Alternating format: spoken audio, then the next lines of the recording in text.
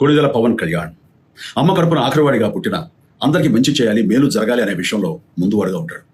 తన గురించి కంటే జనం గురించి ఎక్కువగా ఆలోచించే మనస్తత్వం నా తమ్ముడు కళ్యాణ్ బాగుంది. ఎవరైనా అధికారంలోకి వచ్చాక ప్రజలకు ఏదైనా చేయాలనుకుంటారు.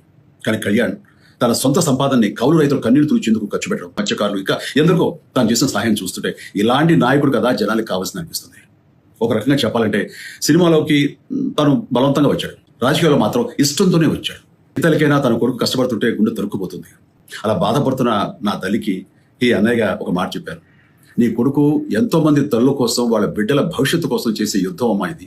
మన బాధ కంటే అది ఎంతో గొప్పది అన్నాను.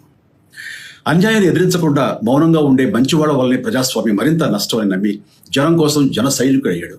తాను బలంగా నమ్మిన సిద్ధాంతం కోసం తన జీవితం రాజకీయాల్లోకి అంకితం చేసిన శక్తిశాలి పవన్ కళ్యాణ్. ప్రజల కోసం, రాష్ట్ర భవిష్యత్తు కోసం ఆ శక్తిని వినియోగించాలి అంటే చట్టసభలో అతని గొంతు మనం వినాలి.